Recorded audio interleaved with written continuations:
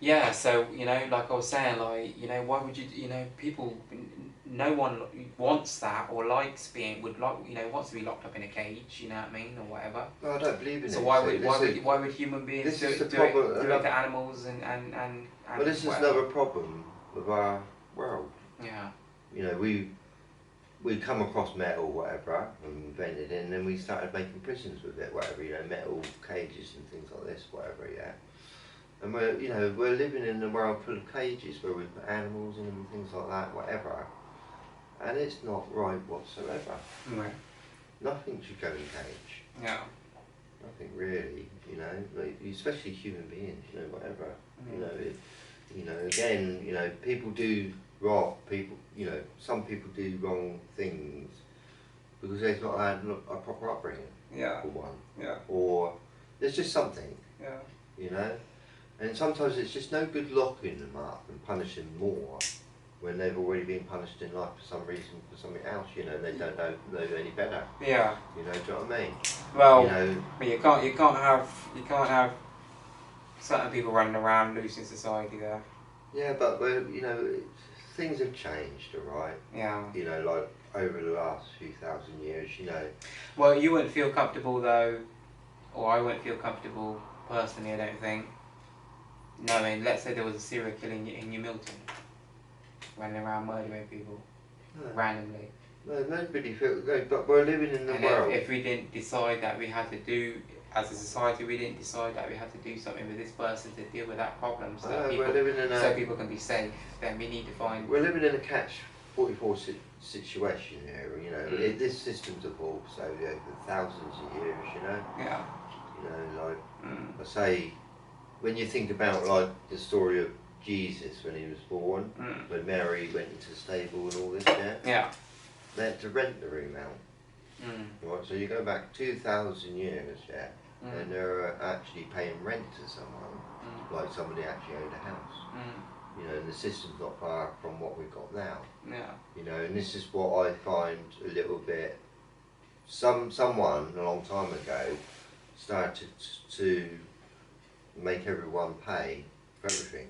Well, I was going to tell you, even that story, mate, that story right there, right? Bethlehem, yeah? Yeah. Is what is known as the House of Bread. Yeah. Yeah? That's all that story is to do with the sun going through the constellation Virgo. The Virgo was known as the Virgin.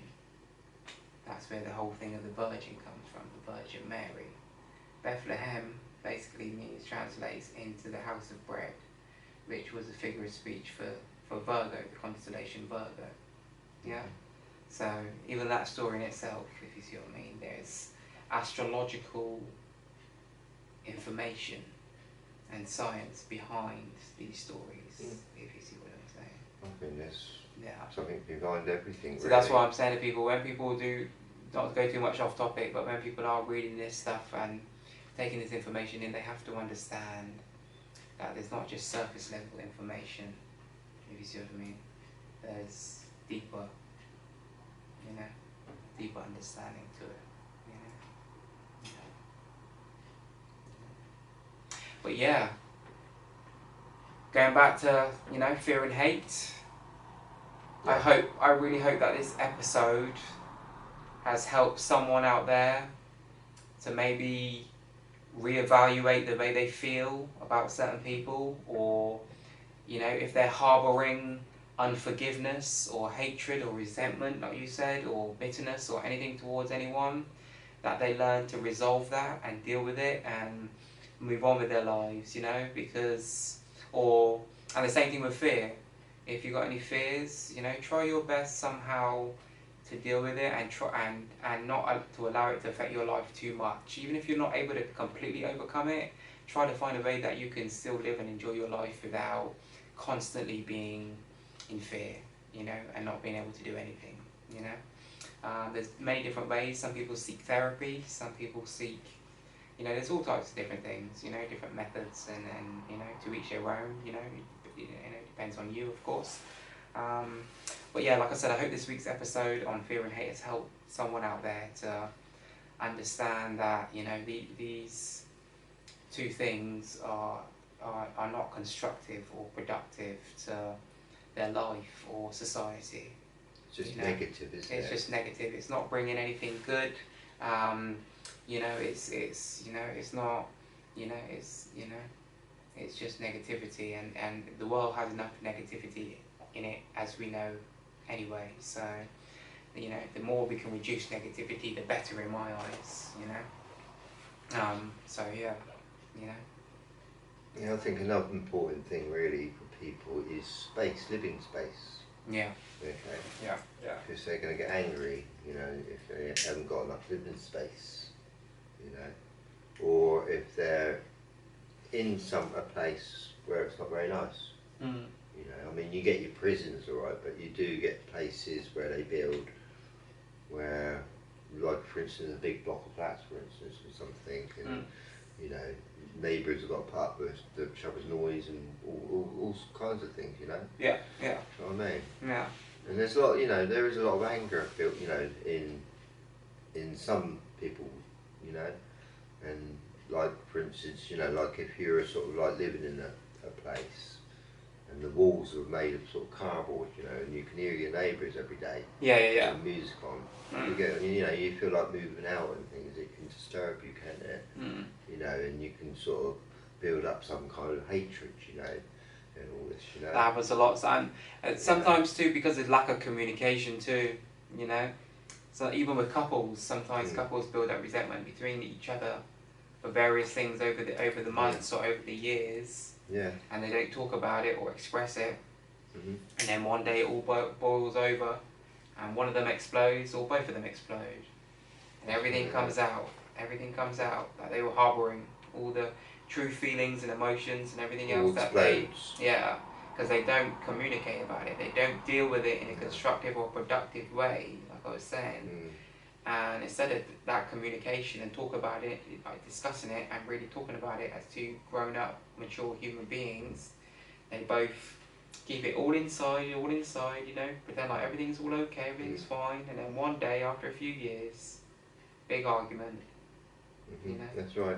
I mean, that's what we're living in a world, but we're all trying to be perfect, and we all got to be perfect out there, especially in the work world. You know, when you go to work, you know, you got to be there on time. Yeah. You got to dress smart, you know, and so on and so on. You know, and you know, one mistake, one tiny little mistake, you're being perfect for weeks, all right? Yeah. Yeah. And you're being on time, Yeah. and you know, doing what you're told. You know, and then one time you're late or something, you do something wrong, and they go like that. Yeah. You know, like, you know, they forget about what you've done good.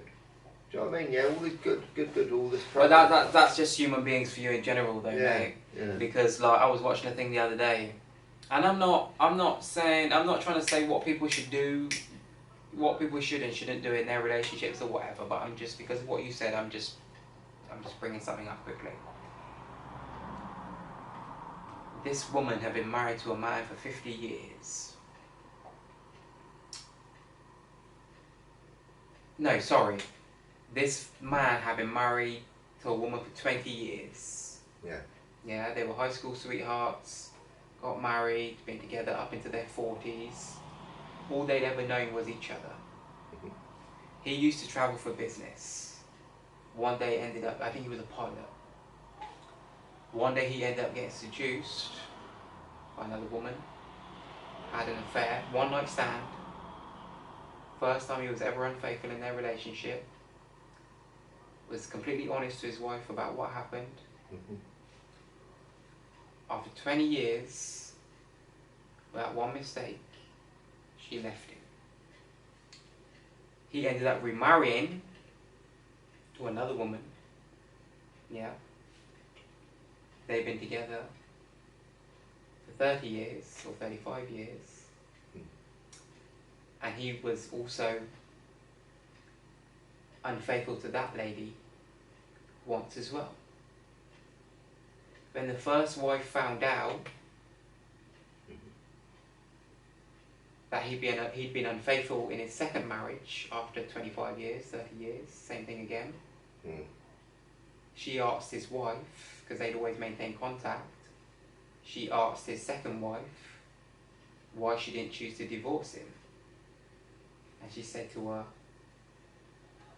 he was married to you for 20 years and you guys were completely happy, had everything you ever wanted, blissful, happy relationship.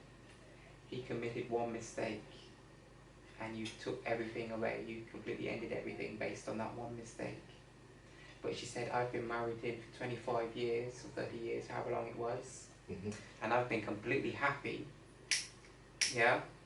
And he made one mistake, but I choose to forgive him for that one mistake over everything else that he's done good in our 25 years. Good done with it. Yeah. So it made that, just what I was trying to say there, I know it's quite a long-winded thing what I said, but what it was is this lady was just breaking down the fact to her that you left him after 20 years for one mistake, and now he's been married to me for 25, 30 years, and we've been completely happy. Now he's made one mistake, and she chose not to leave because he never did it again. He was never committed infidelity. It was just that one time, if you see what I mean. And she chose not to leave because she said, you know what, we've had all this good shit for 25 years. Why destroy it for one mistake? So it gave that first lady a different perspective. Yeah.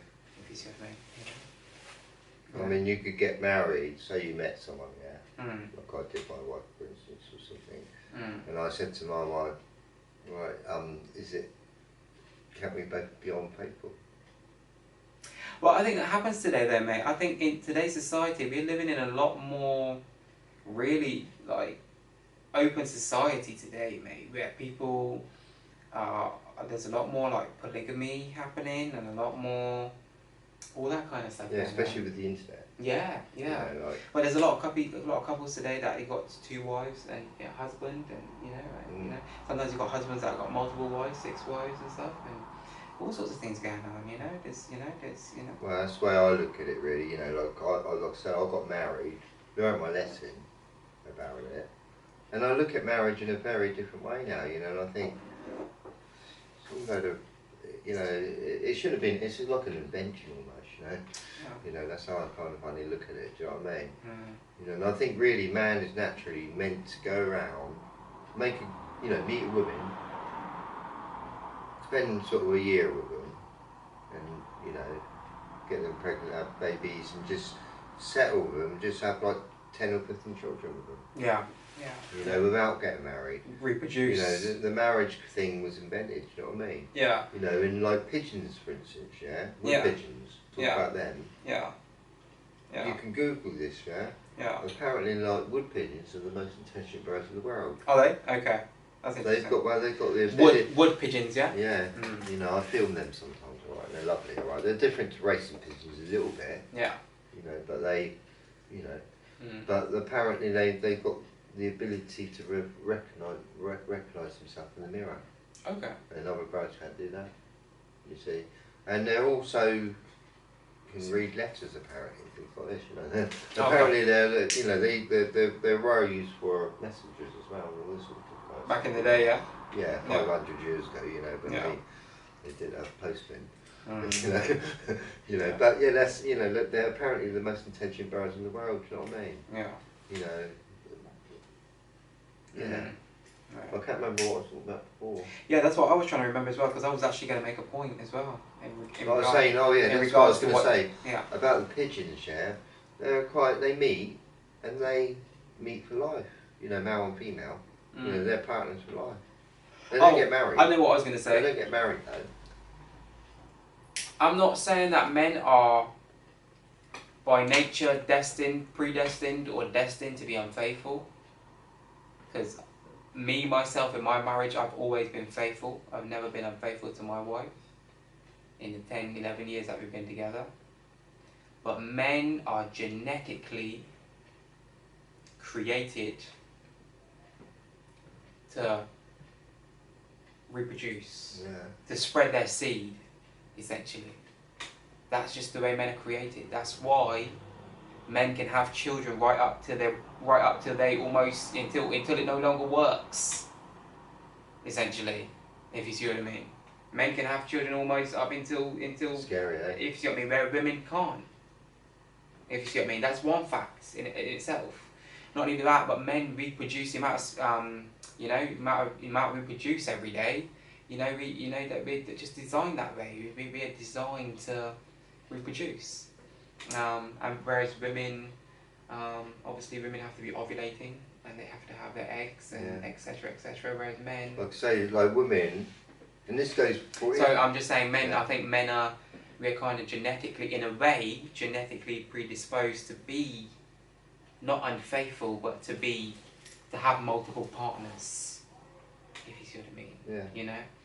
Not everyone, of course, like I say, because I'm quite happy with my wife. I'm quite happy being in a monogamous marriage with my wife. If you see what I mean. Yeah. That's. I was as well. That's what makes me happy. I wanted to be settled really in marriage, you know what I mean? But didn't want to be, and this is it, you know. I can't remember what I was going to say. Yeah. I was going to say something important. Yeah. It might come back to you. What are you talking about? Marriage. Monogamy. I'm quite happy being in that, and But like that's what I was going to say, yeah. I remember now. Yeah. Like, women as well, they live longer. Yeah, yeah. You know, I'm talking about maybe 10 or 15 years longer. Yeah. On average, on average. And this goes with all animals as well. The females always live longer, and it goes with insects as well, like spiders. You know, say like, for instance, a widow spider, I think the female lives for about 8 years, but the male only lives for 4 years. And then also when the male takes a risk to mate with the female, generally the female will eat the male. You know, like I think I was talking before, the mantis does the same thing. As it hooks onto his head whilst it's mating, and then cuts the head off whilst it's ejaculating. That's crazy. You know, and that's just imagine being an insect or a mantis, right? Imagine the first bit of the first bit of the first time he got some action, mate, is the last day. He probably knows he's gonna die. The first and the last time, mate. That's crazy. He thinks I'm gonna have a good time. I'm gonna go out with a bang. Fireworks, mate. Da-da! Dead, you know what I mean? Like, it's like from it's like one extreme to the complete polar opposite, mate. It's like complete ecstasy for the mantis, ecstasy, and like 10 seconds later, it's like he's dead. You know. Apparently, they mantis eats and the widow spider for. That's crazy. They eat them because of because it's food. Yeah. And protein. Yeah. You know, at the end of the day, That's crazy. Food, they help them produce the eggs and whatever, That's crazy. Help them survive, But yeah, so Thank God we're not mantises, mate. Well, we are living in a wicked world. You'd have to be a celibate mantis. Well, if you want to live and survive in this world as a mantis, you got to be celibate. Otherwise, you're in trouble. I think that everyone's insects, really, everything. Really? That's what I think. What the male mantis needs to do is learn. He needs to start hitting the female mantis from the back. If you see what I mean, he got to start putting the female mantis in it. You know what I mean? Well, and then as soon as when ecstasy happens, he got to shoot off. You know what I mean? He's got to disappear. You know what I mean? But what about snails then? What did I tell you about snails the other day? I think you did, yeah. Yeah, they're male and female. Hermaphrodite? They produce sperm and eggs, you see. So, I mean, snails are so slow, they probably had to do that because they never meet anyone, if you know what I mean. Yeah, that's funny. Yeah, that's funny. But, I find insects interesting, like that, because each one of them's a little bit different, Yeah. Like with their eggs or whatever, It's interesting anyway. Yeah, definitely. And I think we are insects, but we're giant insects in a kind of way, because we're intelligent, we've called ourselves humans and we've named everything carefully. We're light beings. Well, people like naming things, don't they? Yeah. They all name human. That's all human means, though. Human, like the original hue, like we were talking about last time. Hue The original way it was spelt was H-U-E, yeah? And then man, hue was light, meant light. And man just meant being, you know. So we're just essentially light beings, you know. We're just big balls of energy in a physical vessel, you know. Let's look at the word, you know, and put an L in it, worlds, you know, like world. Yeah. You know, and the also, world was created by the word. And also when words, when you slip the S in the front, it becomes sword, you know, and all this kind of stuff, you know, and I love doing all that. Yeah, me stuff, too, you I like know, all that shit. You know, and I'm open to sort of learn more about that, you know, in the next few years, you know, and, you know. Yeah. Yeah. It's interesting. I like etymology. Etymology is very interesting. Like lived backwards is devil. Devil. Live is evil. You know, do you know what I mean? Yeah. What the heck? You know, do you know what I mean? And it's a lot of words like this, you know, when you put them backwards, yeah. Pretty evil. Yeah. You know, do you know what I mean? Yeah. You know, pretty scary, really. You know, I can understand why there's a lot of people living in fear, really, you know. Well, we do live in a world that is quite a crazy place, man. Well, you know, some people live in fear because they might lose their money tomorrow, or their house, or their wife, or, you know, do you know what I mean? Fear is not just about hairy spiders or monsters, do you know what I mean? Or, yeah, you know, I think you know, fear is, like I said about love, you know, love and jealousy, love and obsession, you know, or love and freedom, you know. I think they join, you know, like there's different loves, different fears, different hates. Oh, definitely, definitely, You know? yeah, most definitely, that's for sure. Yeah. Different resentments as well, and so on, you know, and yeah, this goes on. Yeah. Yeah. You know, I think like everyone is learning to be happy in life, aren't they? You know, and you're not going to be happy if you've got one tiny bit of hate in you. Really, you know, if you hate one little thing, even if it's say a mouse, and you hate it, right, and you're thinking about that mouse all day, you know, do you know what I mean? You know, it's a waste of time. It kind of burns you up and eats you. You know, it's a poison, let's put it that way. Yeah. In a funny way, you know. And it's your own enemy. Yeah. That's what I would say. I'd fight it with a spear, you know. Yeah. You know, be happy. You know, like if a snake attacked me, alright, or 10 snakes, I'd try to find a bit of wood and try to say, you know, jump out the window or something. I'll be out with there. A smile. They say you can't run from these things, but I'm telling you what, that's all you can do is run now. Yeah, but you can escape with a smile. Mate, I saw a video the other day, right, mate? So I don't know where it was, somewhere in South America, I think. You know? And they were looking for this old lady, someone's grandma. They couldn't find her. They ended up finding this 22-foot, bloody long python anaconda thingy. Yeah, I've seen them. And monsters. The bloody thing had eaten the old lady. If you see what I mean, they couldn't find this old lady. They were looking for. Snake was happy then. And he was dead too. Yeah. The snake was dead too. Yeah. But they found this bloody python and cut it open, and poor dead, you know, poor old lady was there. At least she lived in an old age. Yeah, I wouldn't want it to happen to someone younger, you see. Yeah. You know what I mean? That's what I find sad when I see young people getting run over and all this stuff. But yeah, kind of, you think before that that time. upsets me. Yeah. You know, and I think, like, to be honest with you, nature has given us fear just like it's pain. You know, like we've got pain. Yeah. You know, we've got all these things Emotions. for a reason, you know? Yeah. I mean, if we didn't, can you imagine if you didn't have fear? Yeah. Right, Just defense mechanisms. Well, if you didn't have it at all, right, you'd just go out and you wouldn't care really about getting run over. No, you know, all that kind of stuff, do you know what I mean? Yeah, you'd not be taking precautions. Or you'd go up to a 10-foot man and say, can I have your girlfriend? You know, you know, do you know what I mean? If you don't have fear, do you know what I mean? Or you'd go up to a lion and stroke it. Yeah. You know.